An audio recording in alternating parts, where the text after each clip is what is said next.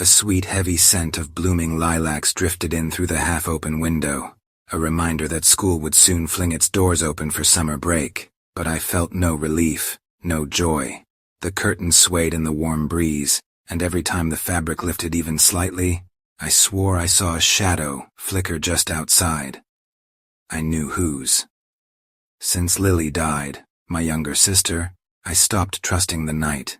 I only ever fell asleep when my body finally gave out on its own.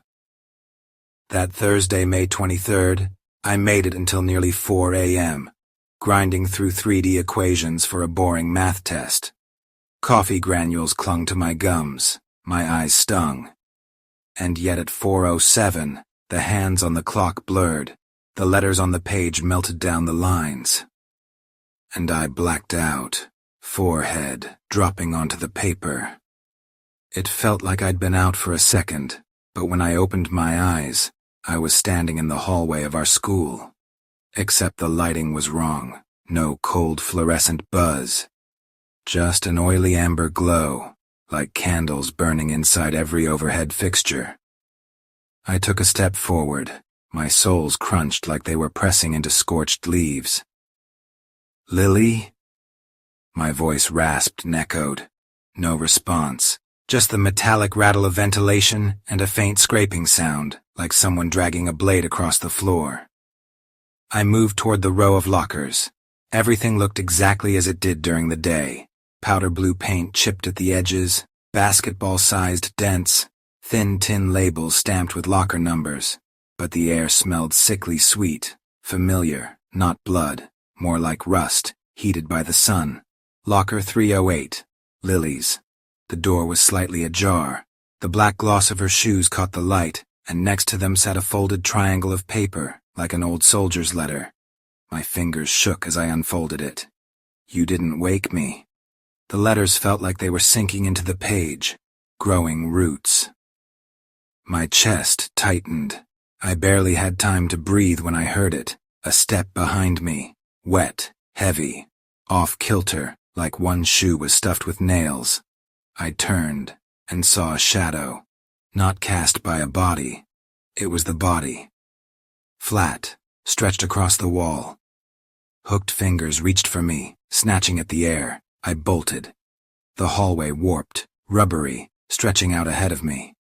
The lights flickered, groaned. Overhead, the school bell rang. Not its usual shrill chirp, but a deep, drawn-out wail, like an air raid siren echoing through a bunker. 2. The exit door was farther than it should have been, but I finally slammed into it with my shoulder. 1 second, and then I was falling. Not literally, more like slipping out of myself. Open eyes, my bedroom ceiling, and inside my skull, that soft echo of the siren still trembling. I sat up, coughing hard, trying to drag in air. The desk lamp was still glowing. The coffee had gone cold. Everything was in place, except one thing. On my right forearm, just below the elbow, a thin red scratch. Fresh. A bead of blood had formed. I touched it with my finger, a chill of panic running up my spine. The dream had left a mark. 3. By morning, after yawning about 10 times in a row, I dragged myself to school. For once, the hallways were bathed in sunlight, and it made them feel safe. But when the first bell rang at 9:20, I jumped so hard that James, the guy at the locker next to mine, snorted. "Try sleeping at night, Jake." "Solid advice," I muttered, slamming my locker shut. Heels clicked nearby. Sasha, the cheer captain, chatting with her friend about some movie night. Their laughter was high and glassy, like clinking wine glasses. I realized that buried in one of the giggles was that same eerie wail from the dream. Lawrence Paxton, a kid from the other 12th grade class, walked past with his head down, earbuds poking out of his hoodie. Even in May heat, he wore those black fingerless gloves. Always did. When our eyes met, he flinched, like he'd seen something terrible in me. We barely even knew each other. Geometry felt like chewing taffy. I didn't solve a single problem. All my focus was spent keeping myself awake. I just kept scribbling the same line in my notebook. You didn't wake me. Over and over until the teacher called on me. During lunch break, I went outside and bought a soda from the vending machine. The fizz tickled my lips. That's when Tommy Ridge popped out from behind the statue of our school's founder. The guy lived for gossip. "Hey, did you hear?" he hissed, like he was leaking classified intel. "Lawrence Paxton kicked it last night. Docs say it was a stroke. 16 years old, can you believe that?" The plastic cup slipped from my hand. The soda slithered across the pavement like a snake. "What?" My throat felt like sandpaper. "Come on, the whole senior class knows," Tommy said, his eyes darting. Heart gave out, or maybe his brain. Anyway, his dad found him, too late. The world darkened around the edges. I'd seen Lawrence's earbuds swinging from his neck just hours ago. It was a dream. Just a dream. But the scratch on my arm was real. And now, Lawrence was dead. My brain stitched those coincidences into a terrifying chain, and I couldn't unpick it. 4 after class, my phone buzzed. Unknown number. No subject. A 3-second video clip. Shaky camera. Dim flashlight catching the school hallway. Blood smeared across the floor. And at the far end, a figure. Its head was twisted almost completely around, chin facing backward. The camera jolted. The video cut off. My stomach knotted into itself. I hadn't filmed that, but there it was, sitting in my inbox. I hit save.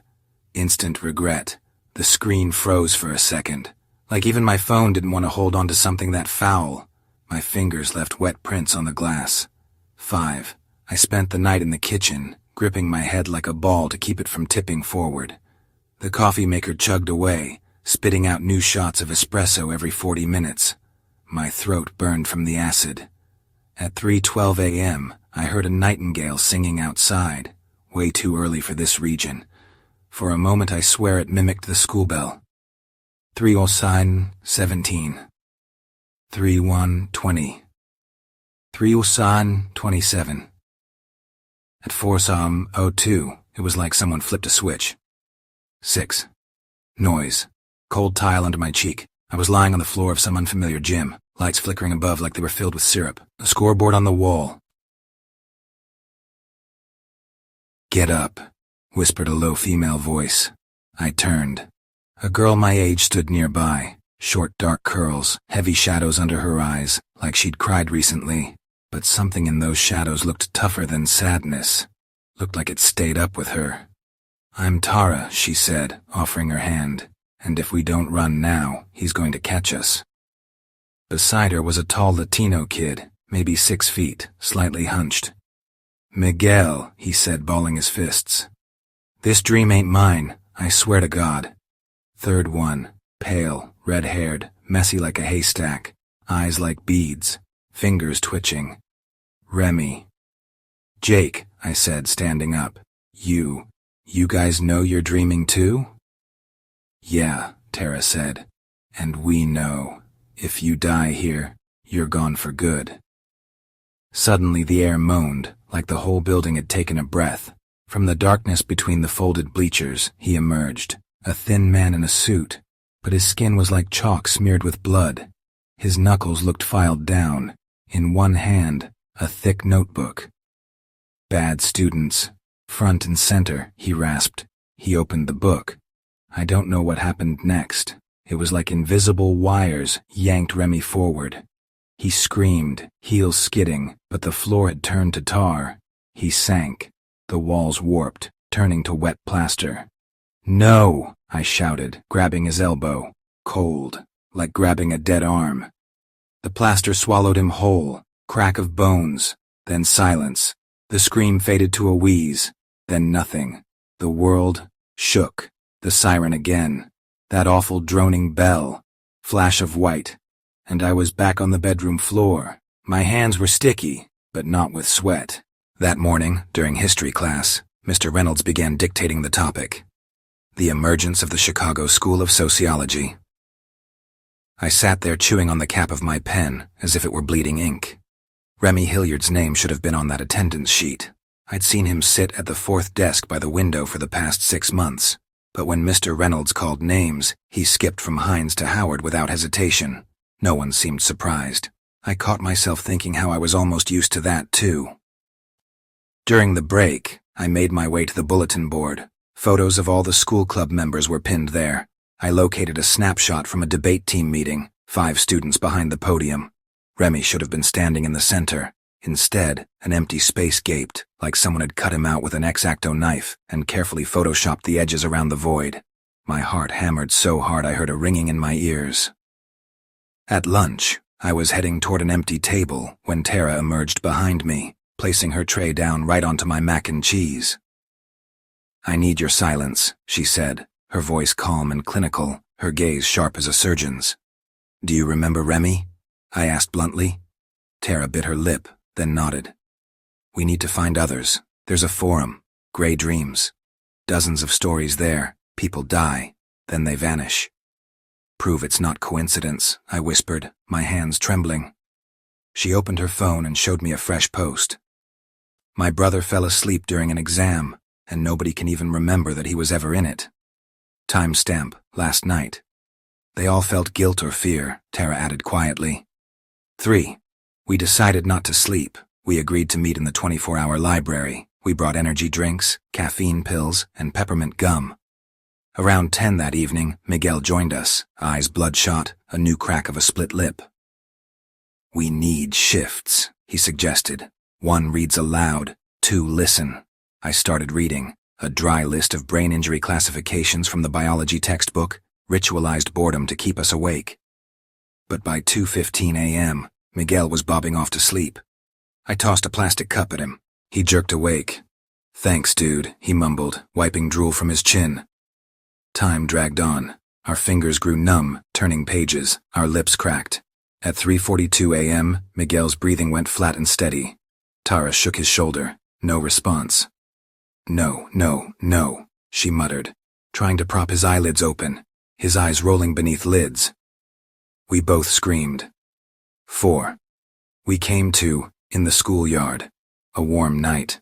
Someone was setting off fireworks, but the grass beneath our feet looked charred, blackened like it had been burned. Miguel stood a few feet away, shadows slid across his face like mercury. "Wake up," I shouted, but he didn't hear me. Hands emerged from the earth, long, thin, like wild grapevines.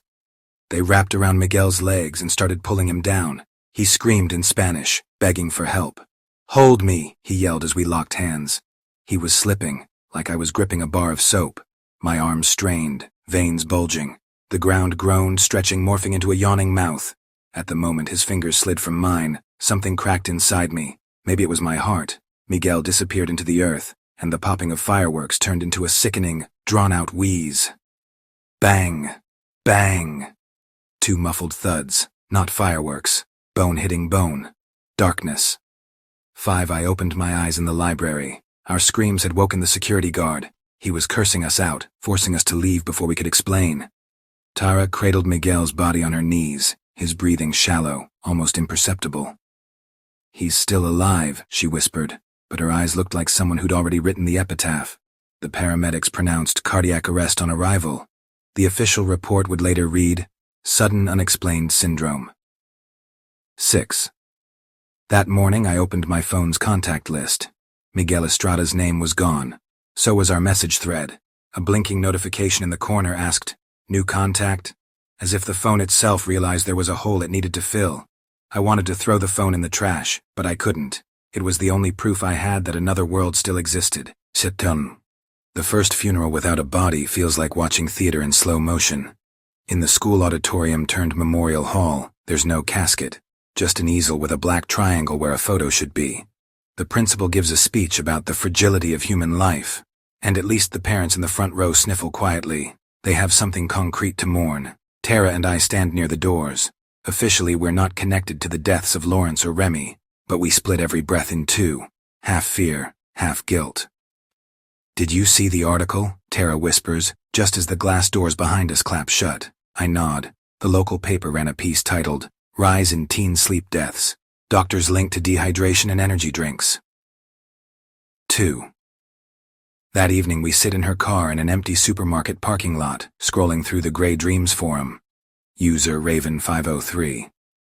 Anyone else seeing the same symbols in recent posts? A stone mask? Toothless mouse? Reply by Sleepless Dad. Forget it, it's different for everyone. The real trick is not feeling guilt in the dream. Guilt, I murmur, which we're basically bathing in. Maybe we try therapy? Tara taps the screen with her nail deep in thought. Talk it out. We book a session with the school counselor, Mrs. Clare. She plays alpha wave rain sounds in the background. I talk, slowly, in spirals, about Lily's death, about the night I didn't answer her call. Mrs. Clare nods, scribbles something down. You blame yourself, she says gently. You know it's not your fault, but you can't let it go. She's right. Tara talks about her brother, a drug addict she kicked out of the house. He overdosed a week later. Her fists clench white. Mrs. Clare suggests a container ritual. Write down our guilt on paper, fold it, lock it in a box. It feels childish, but at this point, we'll grasp any lifeline. 3. Night. The library won't let us back in. The security guard remembers the ambulance incident, so we check into a cheap motel near the highway. The TV plays a silent reality show. The AC barely drowns out the mildew smell. We'll sleep in shifts, we decide. Tara goes first. I sit up, buzzing from caffeine. 1 hour passes, then 2. My brain starts spiraling. I'm seriously waiting for a monster that only shows up in dreams, and somehow I'm supposed to never fall asleep. On hour 3, my eyelids turn to lead. I jump up, do 10 push-ups between the beds. Sweat drips onto the dusty carpet. My head rings. Everything's fine, I whisper, though nothing in the world is. At 4:48 a.m., my heart hiccups. I catch a beat, just one, between thumps, and then the floor disappears. 4. I came to standing. My hands were pressed against a wooden lectern. I was in a cathedral-like hall, stained glass in place of windows, rows of pews vanishing into darkness. Above the altar, a glowing sign read, "No exit." Jake. The voice was flat, mechanical. On the front pew sat Lily, alive, braids like she wore in 5th grade. I split in half. Should I run or go to her? She turned to face me. Her eyes were empty, polished like coins. You didn't wake me. Footsteps scraped behind me. I turned. Morrow. His mask looked like a cracked Greek tragedy face. In one hand he held a crowbar shaped like a rusted nail, its shaft covered in tiny mirrors. Each one reflected a different version of my face. 6 years old, 10, 15, 16. No waking without payment, he said, voice dull and hollow. Every escape costs a name in the book. I grabbed a pew and tried to hurl it. The wood crumbled like a cookie. My body refused to obey dream logic. Suddenly Tara appeared beside me, as if built from dust. Look, she hissed, pointing to a lamp hanging beneath the arch. A rope dangled from it. Attached was a small tag, guilt. Our hooks, I realized. If we take them, he loses his weapon. We both sprinted. Morrow took one step, and space stretched like elastic. The pews extended like gum. The floor vanished, only black glassy void remained. Don't be afraid, Tara called out, nearly swallowed by the fog ahead. I remembered Mrs. Clare's trick. Inhale, count 4, hold. Exhale, 6. I killed Lily, I said aloud. My chest burned. But it was a mistake, not a sentence. The words rang like keys in a lock. The floor returned. We grabbed the rope. The tag crumbled into ash. Morrow's mask buzzed with cracks. Your guilt is just wrapping, he whispered. But I'm always hungry. Flash. I was hurled backward, shot out of the dream, and slammed into the motel headboard. Tara shot upright too, clutching her throat. You okay? Alive, she said, checking her pulse. Our ritual container lay on the carpet, a rusty old cookie tin. Inside was the paper with my guilt on it. I opened the box. There were no words. The page was blank. The paper smelled like iron. He's feeding even here, Tara whispered. We realized Morrow had learned to seep into reality. The next boundary, waking up in someone else's body. One Tara invites me to her house. Her parents are away on a work trip so we can set up base. We buy door stoppers, place motion sensor alarm lamps in the corners that react to slowed breathing. On the living room wall, we hang our mission plan. Gather survivors from gray dreams. Learn lucid dreaming. Enter Morrow's domain and burn the core. Like we even know what the core is, I mutter. Start by remembering every lucid dream you've ever had, Tara orders. I recall one, falling off the garage roof when I was 7, and figuring out how to glide instead of crash. 2 night. We sit cross-legged, repeating the mantra. I will see my hands in the dream and know I'm dreaming. Tara closes her eyes first. I count my breaths. At some point, the space between 2 heartbeats slips away. I wake up in my childhood bedroom. The walls are covered in Linkin Park posters. The air smells like old varnished wood. Lucid dream. I slap my palms together. 5 fingers, another 5. All right, I say into the emptiness. Bring him. Cracks snake across the ceiling like mercury lightning. Plaster rains down, revealing a silhouette. Not Morrow. Lily. You had your headphones on, she says softly. I knocked, and you just turned the volume up. I step closer. I want to hug her, even if she's only a phantom. I miss you, I whisper. Then open the door, she says. I do. Behind it, a basement, just like the one from the earlier dream, only now in sharp, high-def clarity. Condensation tubes glisten. Sacks of coal seem to breathe. A child's bed tilts on a broken leg.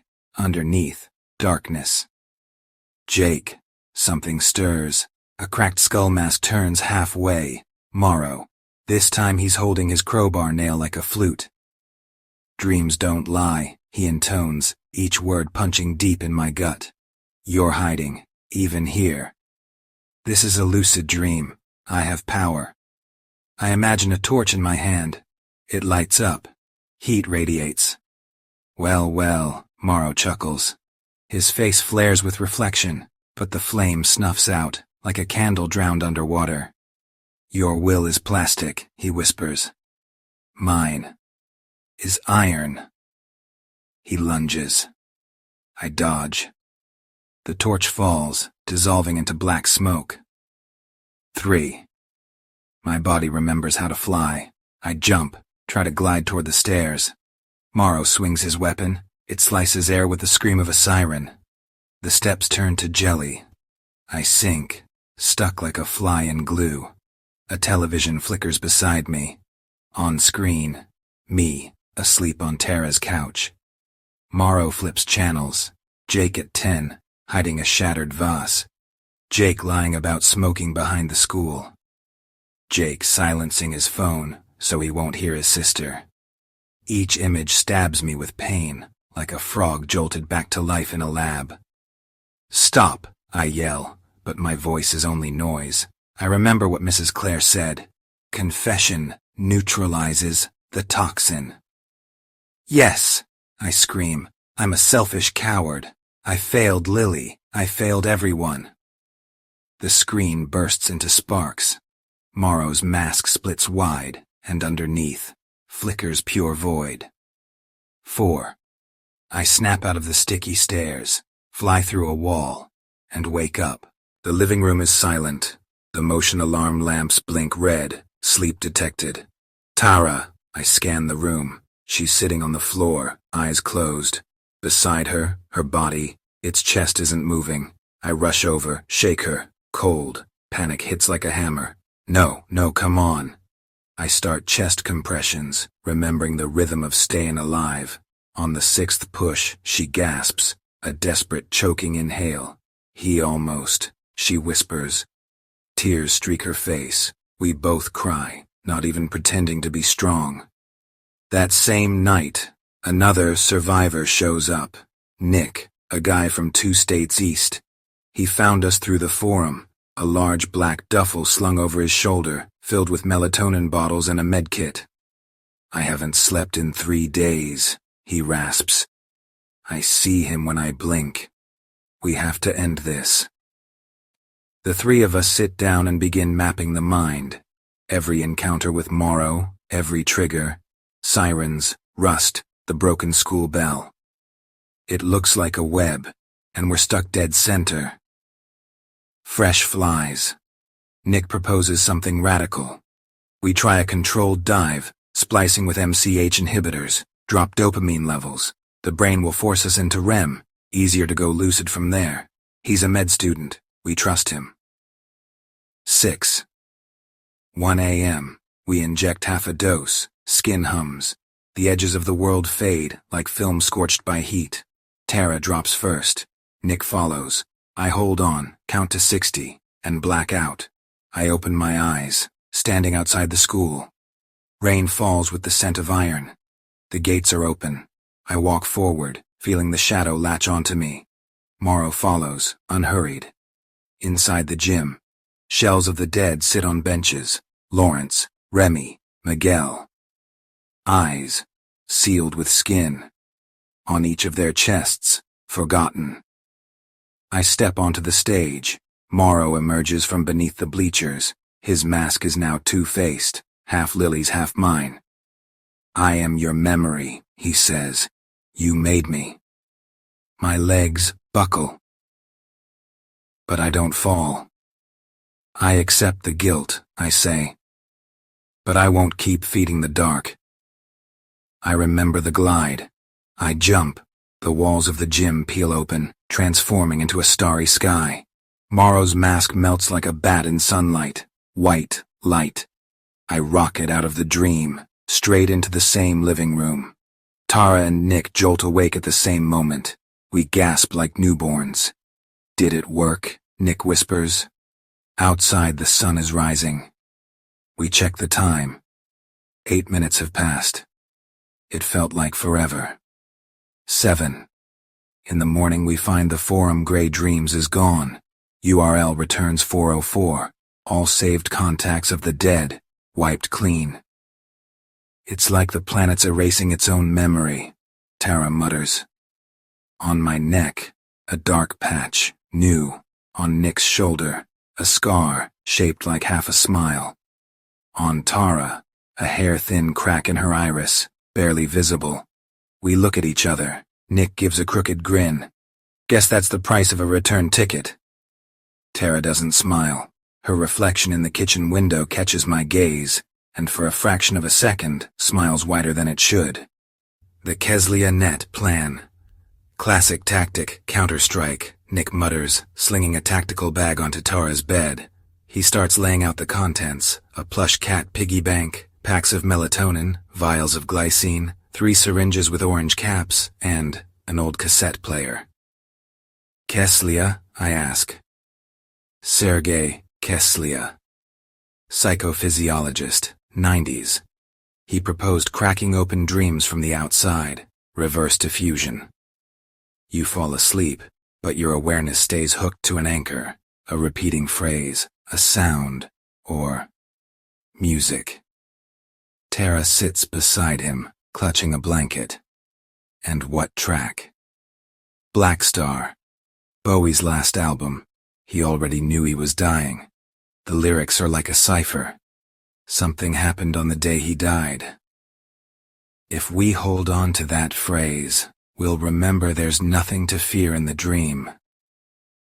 What if Morrow hijacks the audio, I ask. Then bite your tongue, he says. Literally, pain resets the anchor. We turn the living room into a lab. Sheets hang on the walls with big markers. Red says, I'm asleep. Blue reads, I choose. Along the couch, a motion sensor string wired to a ceiling bulb. Breathing stalls. Green flash. Tara writes on her wrists in marker. Don't be afraid. I write, Lily forgives, down my left forearm. Nick tapes an EKG sensor to his chest and links it to his laptop to track when we drop. 3-man watch, he instructs. We go under at the same time. If one of us dies, the other 2 wake up. At least we'll see what happens to the body. Dark humor. Still better than silence. 1:13 a.m. We take the inhibitor, quarter dose, swallow melatonin glycine, slip on pillow speakers. The static hums. Then Bowie's voice fades in. In the villa of Orman stands a solitary candle. The words flash past like highway signs. Veins in my temples pulse in sync with the bass. I'm a black star. A blink of green light, breath synchronized in all three. The world plunges into the cold water of sleep. First layer, I open my eyes, still on the couch. The lamplight glows yellow and warm. Nick's at the laptop, Tara at the window. It worked? I ask. Nick doesn't answer. Tara turns, but her eyes glint, glassy, blank. This is 0 level, a false awakening. Morrow's planted it. I touch the cushion. My fingers sink like it's jelly. Lentura. I whisper our trigger phrase, searching for Bowie. The headphones are dead silent. A pause in the music. A lie. I bite down. Copper taste floods my mouth. Rubber pop. The couch vanishes. I'm falling. Into the school hallway. Second layer. The ceiling is tangled with thick cables, dripping rusty fluid. Neon text scrolls across the floor. You won't wake up. Tara and Nick pop into view beside me, like they've teleported. Both are clutching their tongues. Our pact worked. Music? Tara asks. I listen. Silence, and the ringing hum of flickering lamps. He cut the anchor. New rule. We hold hands. If sound fails, touch is our last link. We clasp hands. Every corridor turn spawns a childhood memory. Camp in summer, losing Lily on the beach. Tara's room, her brother's burnt spoon on the desk. A hospital hallway where Nick held his alcoholic mother's hand. Morrow feeds off them. The longer you stare, the hotter guilt boils. Go! Nick shouts as the ceiling fades, revealing a shaft downward. I take a breath. We jump. There's no gravity. Falling feels like lifting. Third layer. We land in an auditorium. On stage, figures in identical skull masks. The curtain is made of human shadows, twitching, tugging at threads. In the center stands Morrow. His face is split by 3 vertical seams. Tara on the left, me in the middle, Nick on the right. He's holding the nail crowbar, no longer lined with mirrors, but jagged with baby teeth. Hostages of memory, he growls. You sever the channels, yet you are the channels. We don't respond. We raise our hands, recall lucid dreaming practice. I picture a fire siren. It appears, blaring, blasting shadows off the stage. Tara generates a wall of water. Nick conjures chains of light. Morrow hisses. His crowbar spits sparks, turning fire into red sand. Tara's water thickens, like it's laced with blood. Nick's chains rust, crumble. The strength of memory lies with the one brave enough to relive it. Morrow's roar echoes. In the far corner of the stage, I spot locker Durham 308. It's open. Lily's shoes are inside. A note lies on the floor. I walk toward it. Nick's chain of light flickers its last pulse to me. I pick up the note. The letters shift. I woke up. Now it's your turn. Something clicks inside. No fear, just clarity. I clutch the note. It hardens like steel. I unfold it. It's now a mirrored dagger. Jake! Tara and Nick shout as Morrow lunges toward them. I run. Time slows. Each step echoes. I leap and plunge the blade into the center of the mask. Light tears through the auditorium like a stack of photographs ripped apart. I see fragments. Lily smiling on a carousel. Tara handing her brother a rehab ticket. Nick burying his mother. Sober, for the first time in years. Morrow screams with all their voices. His mask cracks. The baby teeth scatter. The warped crowbar clatters to the floor. Dreams aren't lies, he whispers now. But lies die when they're named. I pull the dagger free. The mask turns to ash. The bodies in the seats lift off their skulls. Beneath are the faces of Lawrence, Remy, Miguel, and dozens more. They have no eyes, but tears trace peaceful lines across their cheeks. They rise like paper lanterns and vanish into white. I open my eyes. Looks like Tara's living room. But wait, everything's too perfect. No dust, curtains crisply ironed. The windowsill is empty, even though it always had succulents. Still dreaming, I hear the neighbor's dog barking, on a loop, like a metronome. A glitch in the rendering. Which means Morrow isn't gone. He just went deeper. Guys, I call. You here? Tara steps out from the kitchen. Her face is calm, but her eyes are blank. Nick's sleeping, she says, her voice, flat, robotic. You know this is a dream, right? I start backing away. It's morning, we're alive, she replies. There's a bread knife in her hand. The blade drips with something darker than blood. Nick appears in the hallway. The scar smile on his shoulder has split open into a jagged, gaping mouth. We made it out, Jake, he hisses. You just need to believe it. Their footsteps are in sync, marionette-like. Inside me, a faint echo of Bowie's voice.